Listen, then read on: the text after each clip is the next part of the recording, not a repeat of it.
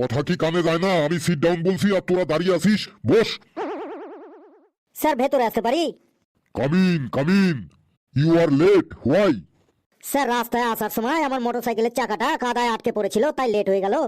No, tell me in English. তুই যে কথাগুলো বললি সেগুলো ইংরেজিতে বল। স্যার হোয়েন আই স্কুলে কামিং, মাই মোটরসাইকেলের চাকা ওয়াজ পোরিং ইন কাদা, নো নরিং চরিং, অনলি ভুম ভুম সাউন্ড করিং। কি সাংঘাতিক ইংরেজি রে বাবা! এখন আমি বুঝতে পারছি তোদের ক্লাস থেকে যাওয়ার পর ইংরেজি স্যার কেন প্রতিদিন অজ্ঞান হয়ে যায়। বস, আজ যদি পড়ানো হয় তাহলে কিন্তু আমি পে দিয়ে লাল করে দেবো তোদের আজ। তোদের যে আগের দিন রচনাগুলো পড়ে মুখস্থ করে আসতে বলেছিলাম, মুখস্থ করে এসেছিস তো? হ্যাঁ স্যার, মুখস্থ কেন, একদম ঠোঁটস্থ করে এসেছি। शाबाश बेटा, बहुत बढ़िया। বলুন কোন রচনাটা বলতে হবে? এ বেটা তো আগের দিন এক বাঘ দিয়েই সব রচনাকে গিলে খেয়েছে, আজ আবার কি পড়ে এসেছে কে জানে। ওর কনফিডেন্ট লেভেল দেখে তো ওর মতি গতি বেশি ভালো বুঝছি না। তোকে পরে ধরছি, বাকি সবার খবর আগে শুনি। এই ঘেটু, তোর কি খবর রে? পড়ার কথা শুনেই তোর মুখটা কেমন কিসমিসের মতো চুপসে গেল কেন? স্যার কাল আমার বাবার সম্পত্তির 2 ভাগ হলো, তাই বাড়িতে অনেক লোকজন ছিল, তাই পড়তে পারি নাই।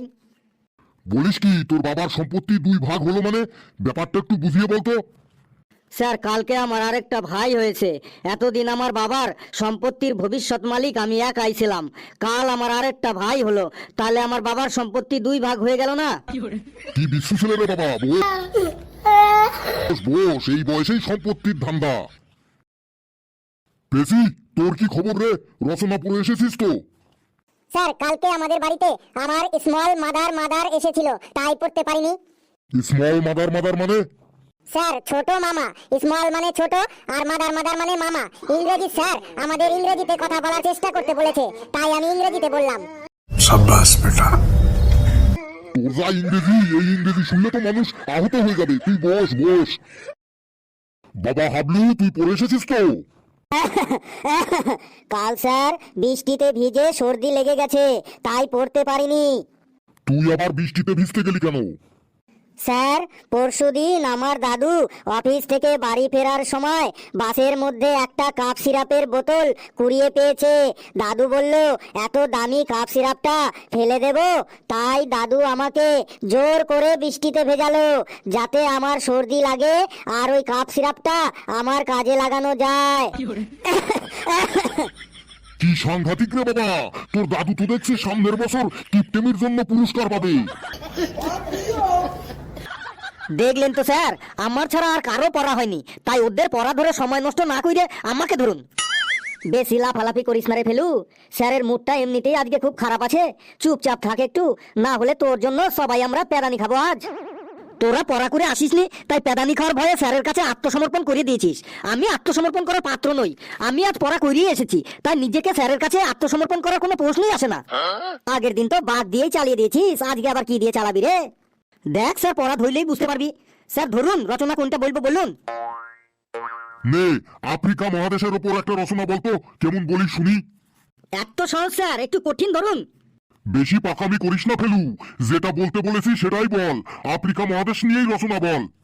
স্যার আফ্রিকা মহাদেশ হইল পৃথিবীর মধ্যে দ্বিতীয় বৃহত্তম মহাদেশ। পৃথিবীর বৃহত্তম মরুভূমি সাহারা এই মহাদেশেই অবস্থিত। আফ্রিকা মহাদেশের অনেক জায়গা জুড়েই রয়েছে গভীর জঙ্গল। এই জঙ্গলে নানা প্রজাতির পশু পাখি আছে, তার মধ্যে হাতিও আছে। হাতি হলো পৃথিবীর স্থলভাগের সব থেকে বড় শক্তিশালী প্রাণী।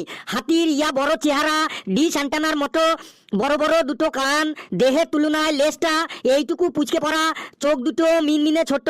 হাতির সামনে ক্রেনের মতো সুরও আছে, আর হাতির মনে এত আনন্দ এত ফুর্তি যে সব সময় দাঁত বার করেই থাকে। স্যার কেমন লাগলো আফ্রিকা মহাদেশের রচনাটা? বুঝেছি, এ বেটা আজ হাতির রচনা পড়ে এসেছে।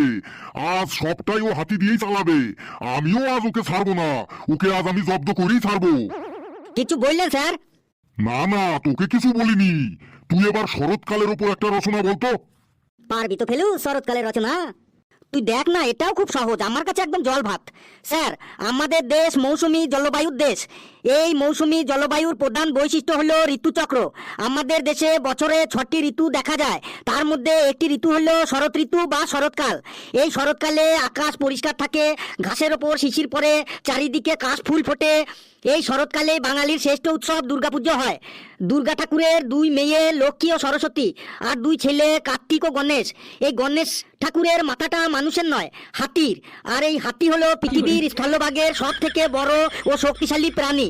হাতির ইয়া বড় চেহারা, ডিশ অ্যান্টেনার মতো বড় বড় দুটো কান, দেহের তুলনায় লেজটা এইটুকু পুচকে পড়া, চোখ দুটো মিনমিনে ছোট, সামনে ক্রেনের মতো সুর আছে। আর হাতির মনে এত আনন্দ, এত ফুর্তি যে সব সময় ফুর্তিতে দাঁত বের করে থাকে। হ্যাঁ, যা অনুমান করেছিলাম ঠিক তাই। বেটা হাতি রচনায় পড়ে এসেছে, এবার ইতিহাস থেকে রচনা ধরবো, দেখিও কি করে।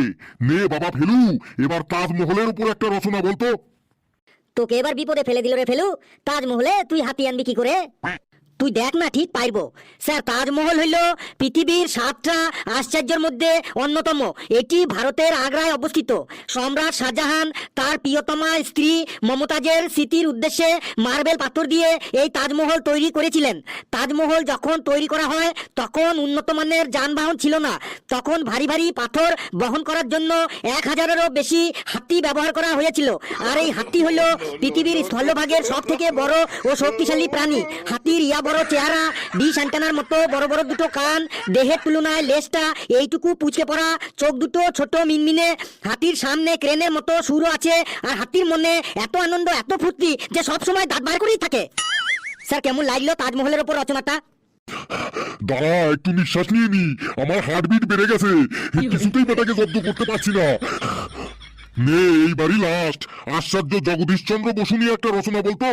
দেখি বেটা, তুই এবার হাতি কি করে আনিস। এবার তুই মনে হয় ফেসে গেলি রে ফেলু। আশ্চর্য জগদীশচন্দ্র বসু রচনার মধ্যে তুই হাতি আনবি কি করে রে? Impossible has not in my dictionary. এই ফেলুর কাছে কিছুই অসম্ভব নয়। দেখ, ঠিক পারবো। নে, স্যার, তাড়াতাড়ি বল। আশ্চর্য জগদীশচন্দ্র বসু ভারত তথা বিশ্ববিখ্যাত একজন প্রাতঃস্মরণীয় বিজ্ঞানী। তিনি প্রথম গাছ নিয়ে গবেষণা করে বলেন যে গাছেরও প্রাণ আছে। এই গাছের থেকে কাঠ পাওয়া যায়, আর সেই কাঠ থেকে চেয়ার, টেবিল, খাট, আলমারি তৈরি করার সময় কাঠের সাথে কাঠের জোড়া লাগাতে কাঠ মিস্ত্রিরা ফেভিকল আঠা ব্যবহার করে। এই ফেভিকল আঠার ডাব্বার গায়ে দুটো হাতির ছবি থাকে। আর এই হাতি হলো পৃথিবীর স্থলভাগের সব থেকে বড় ও শক্তিশালী কান, দেহের তুলনায় লেজটা এইটুকু পুচকে পড়া, চোখ দুটো ছোট মিনমিনে, হাতির সামনে ক্রেনের মতো সুর আছে। আর হাতির মনে এত আনন্দ, এত ফুর্তি যে সবসময় দাঁত বার করেই থাকে। ওরে থাম থাম বাবা, থাম। হ্যাঁ, ওরে আমাকে তোরা কেউ একজন ধরে স্টাফ রুম পর্যন্ত নিয়ে আয়। বন্ধুরা, রচনার ক্লাসটা কেমন লাগলো কমেন্টসে অবশ্যই জানাবেন। আর ভিডিওটিকে লাইক করবেন, যত খুশি পারেন শেয়ার করবেন, আর চ্যানেলটিকে সাবস্ক্রাইব করে আমাদের সাথে থাকবেন। আরো অনেক আনন্দের ভিডিও নিয়ে আসবো।